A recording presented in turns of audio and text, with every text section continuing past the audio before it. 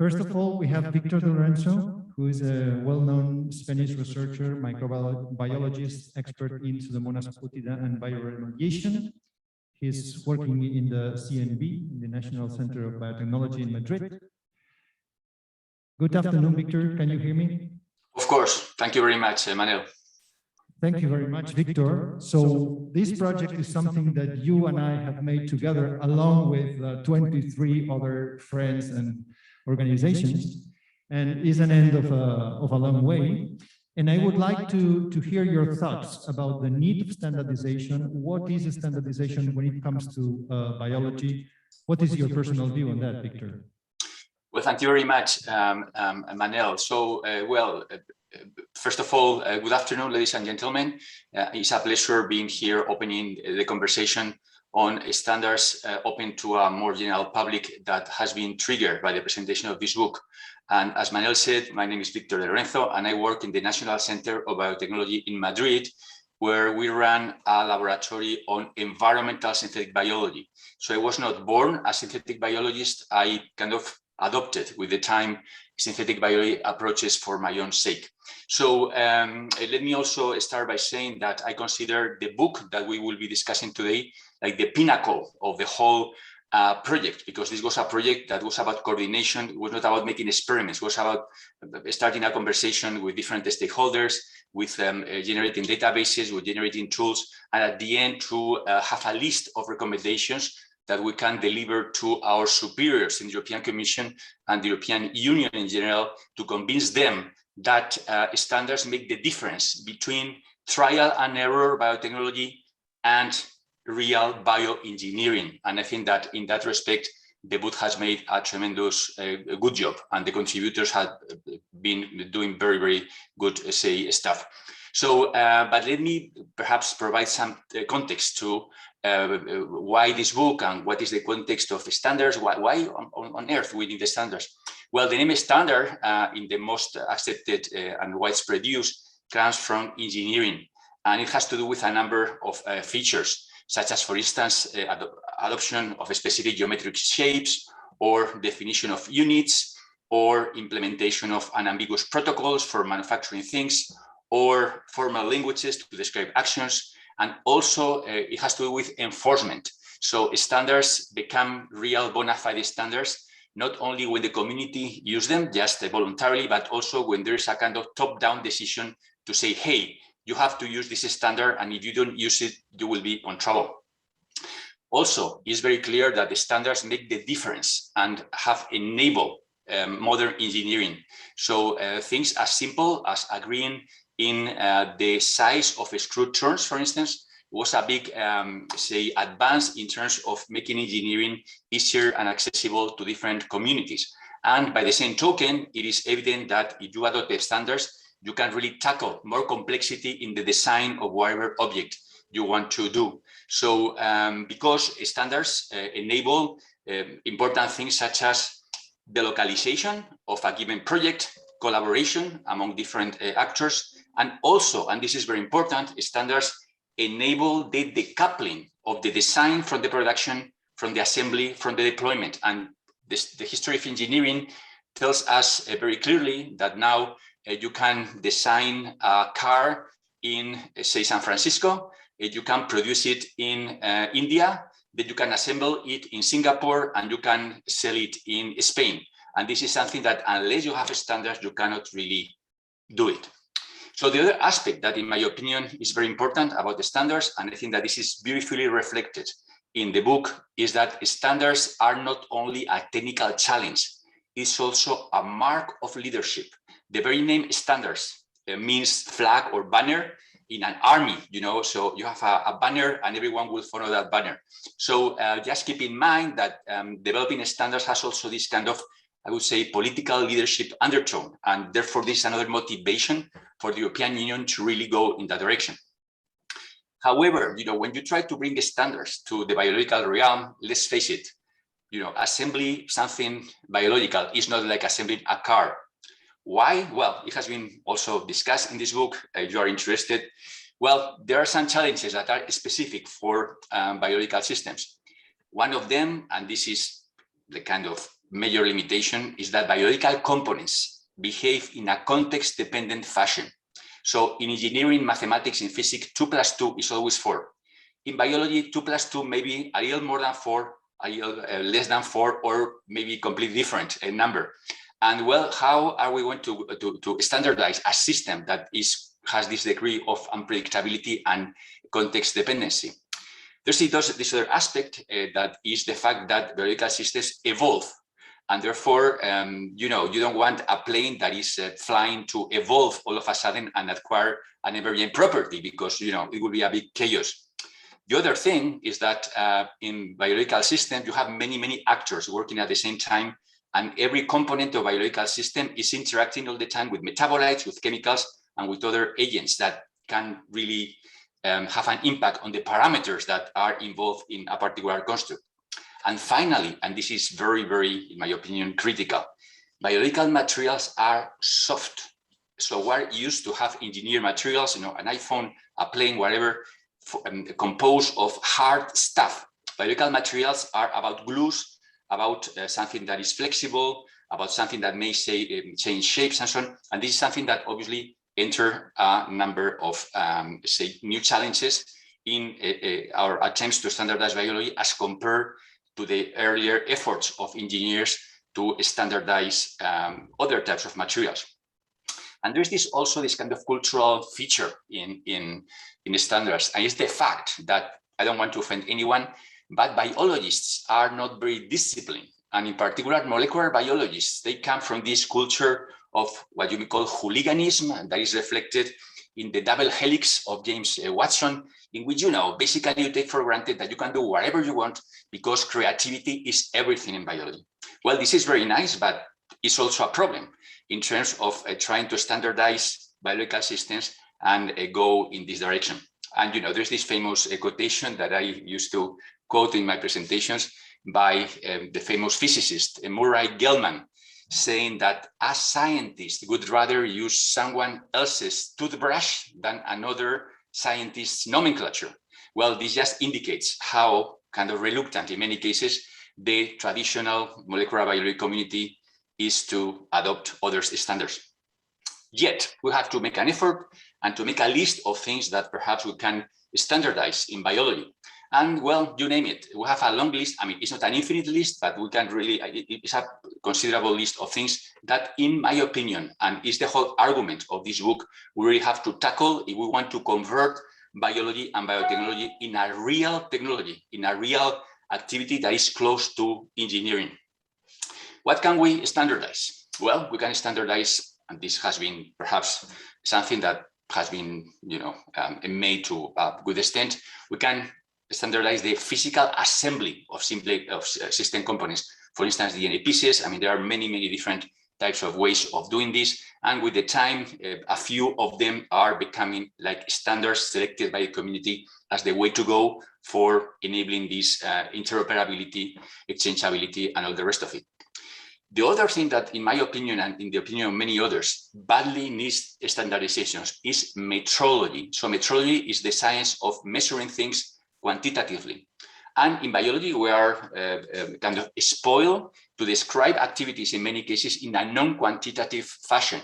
We used to say, well, this promoter has undergo a dramatic change. I mean, what's a dramatic change? It's 10, 100. I mean, we used to use this kind of poetic and literary language that is at odds with serious metrology in many cases. So I think that a big effort has to go into a metrology. Then there is this issue, of course, that we can tackle on how to engineer objects. That is connected perhaps to the assembly aspect. We have also the issue of formal languages. So whereas mathematics and physics use a completely unambiguous language, in biology, we use a very, again, poetic language, but in many cases not very useful. But we need badly these languages for system description, for data exchange, for programming, for description of workflows, you name it. Again, this is something that we have to learn from the industry and from physics, and adopt languages that everyone can understand and does not depend in their meaning on the community that is using them. We also need the standards for databases and how to handle data. And we live in a time where data is everything, and still there's this big reluctance by different communities to adopt serious formats that allow interchanges of data in an easy fashion, and this is something that is very important as well. Finally, there are these, what you may call, social ramifications of standards that have to do with risk assessment. And this is again something that in the book is described in greater detail. So can we really develop good safety criteria, good security benchmarks that we have to, that we want to adopt and to enter into our bioengineered objects? Well, this is a question mark. We need to develop the technologies, the concepts, and the way to tackle them. But we also have this ethical appraisal, and can we develop some consensus also in terms of standards, what is acceptable, what is not acceptable? Because as you all know, synthetic biology has this interface with very serious and deep human questions. And well, can we really standardize also something in this realm? And well, there are other kind of spin-offs you want, like, once we have adopted or the community has selected or had identified with the standard, who is going to promulgate that standard? Who is going to enforce that standard in particular? How are we going to deal with patents, with open access, with intellectual property? I mean, all these things, and I'm sorry I rushed through many different aspects that imply or are connected to standards, are part of this book. And I think that in that respect, the effort that has been made by our consortium has been quite remarkable, because to the best of my knowledge, this is the best time, the first time that all these topics are put together in a single document. And I think that policymakers, if they are smart enough, and I'm sure they are, they will take stock and will learn some interesting lessons and some inspiration from this specific document that we have developed. Okay, so what we can do, where are we at the moment in the area of developing standards? Well, as I mentioned before, there's a long list of things that can be done or should be tackled under the standard, say, headline. But I would say that we have to start from somewhere, and that somewhere are just a limited number of what you may call low-hanging fruits. So let me just go on passing through 2 or 3 of these low-hanging fruits that showcase how standards really promote the field to an extent that was impossible or very difficult before the standards were there. So one low-hanging fruit in the area of standardization is the concept of, or the idea of, chassis. So for those of you who are familiar with the synthetic bio jargon, you may recall that chassis is a term that was proposed early in the history of modern synthetic biology, indicating a basic frame where you have all the basic genetic and biochemical network in which you can really plug in and out different devices that you can design in a rational manner. So that means that you need to start with an existing biological system, in many cases bacteria that are like the easiest low-hanging fruits, and then streamline the genome, streamline the different capacities of different bacteria, and use that as a frame to put genetically in and out various genetic properties, genetically encoded properties. Well, to this day, and I'm glad to say that this has been one of the very significant contributions of our consortium, again reflected in the book, is this concept that instead of having many chassis, or instead of having just one chassis, we should have a limited number of chassis. By the same token, that there are many animals, but only about 20 species have been domesticated for human use, then we can argue that ideally we should have around 1,020 chassis that would cover most industrial and environmental applications. And perhaps we should concentrate all our efforts to standardize these, species or some strains, and to allow the community to use them always in the same fashion, to standardize procedures and to standardize efficacy. And this is not alien to the problem or to the challenge of being accepted by the regulatory authorities, because obviously regulatory authorities are very concerned about safety and environmental risks. And therefore, if we concentrate our efforts in a limited number of chassis, then a lot of the environmental research that we need, or environmental risk assessment research that we need to put a stamp of safety in given constructs, could be tremendously simplified. And it's great that European agencies like EFSA, like European Food Safety Authority, are or is very receptive to adopt some of the suggestions that we have produced in this project, and again reflected in the book, to really simplify the procedures that in the future, and even today, different constructs have to go until they get this stamp that allow them to be used for industrial and environmental applications at large scale. In connection to that, also one interesting development that has emerged in our project, and again is in the book, is this concept of barcoding. So maybe in some cases we can guarantee with genetic firewalls and other containment measurements, we can guarantee to a reasonable extent the safety and efficacy of given constructs. But in other cases, that cannot be completely like that 100%. So our proposition that stems from our discussions, the project, the book, is to earmark, to put a kind of watermark in the genomes of bacteria that have become synthetic biology agents because they have been produced through the technology of synthetic biology, and well, to have them barcoded in such a way that immediately, if they cause any problem, then the barcode will take the user immediately to a database where you have all the data that you can imagine about that particular bacterium or that particular construct, including perhaps some countermeasures if something goes wrong. So this is, again, part of the contributions of our project, and I think, and I hope that they will really have an impact in the say level of decision makers when the time comes to really discuss this as a regulatory problem. Okay, so I think that the historical chassis is one of the big stories emerging from this project, and is beautifully reflected in the book that we're discussing today. One other thing that I think has been quite interesting during these years is this concept that we have to standardize tools and genetic tools to assemble things. So this is something that, again, due to this kind of undisciplined tradition of biologists, have not been taken very seriously until recently. But we really advocate that if you want to have a large community working together for a big project, as engineers do in other cases, you need to standardize the tools that you use. And there are out there various ways of, or various platforms for tool standardization. Our contribution in the context of this project has been to put together a large repository of genetic tools for genetic engineering of a wide range of bacteria that goes under the denomination SIVA. So SIVA stands for Standard European Vector Architecture. Sorry for the kind of chauvinistic European tag.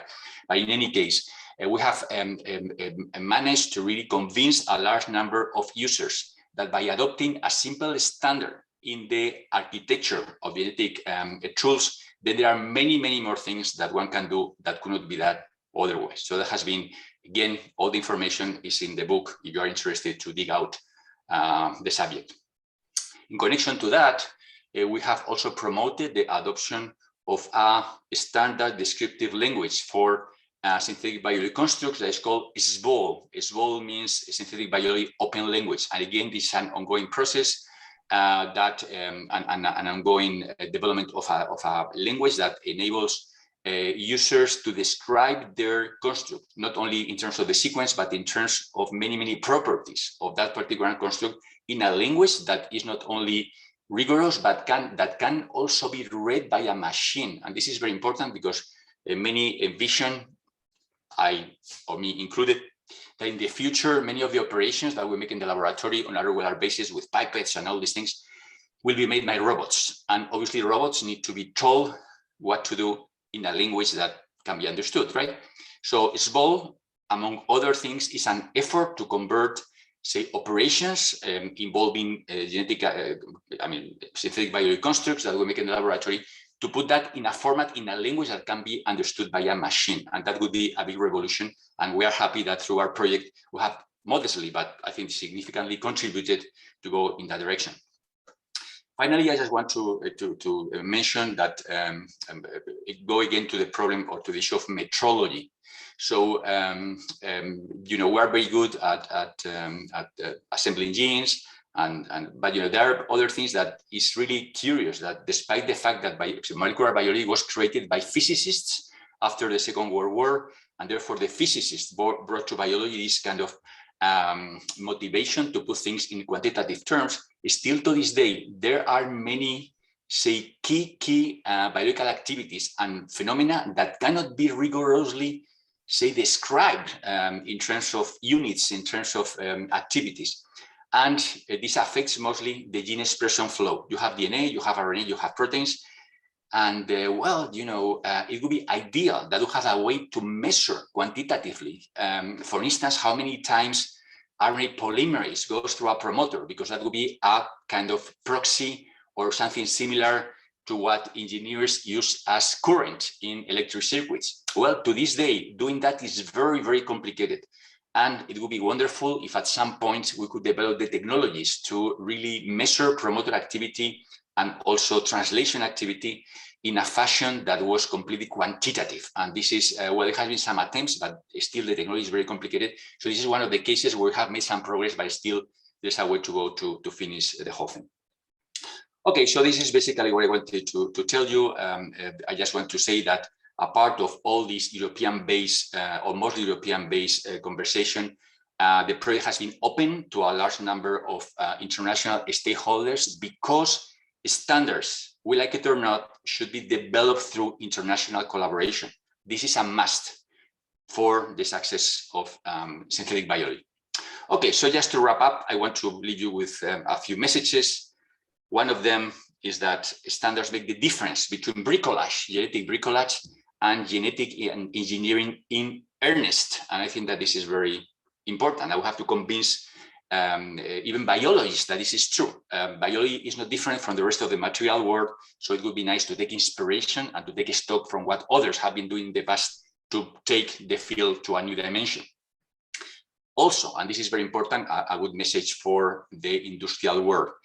Standardization in biology is one of the drivers of the fourth industrial revolution. If we want the modern biology and modern synthetic biology to make a difference in the fourth industrial revolution, or to be one of the actors, one of the assets for the fourth industrial revolution, we badly need to develop standards, because otherwise it may not happen. So I want to mention also that perhaps research on a standard may not be the most exciting thing scientifically, but is very important and is key for industrial development. If we don't get these standards, then biotechnology will be still a kind of marginal activity in terms of volume, in terms of dimension at an international scale. And well, and I just want to mention again that metrology is important, and also that setting biological standards is a great opportunity for international collaboration. Okay, so I'm sorry I rushed through all these various issues. Each of them have been developed in a great extent in the book, and I really encourage you to take a look to the parts that you are more interested. The book is fully referenced, so you have connections to many other, sources of information. And in sum, I think that this book constitutes a milestone in the whole conversation about the standards in synthetic biology that was started in the early 2000s and continues to this day, and probably will deliver something important in the very near future. Thank you.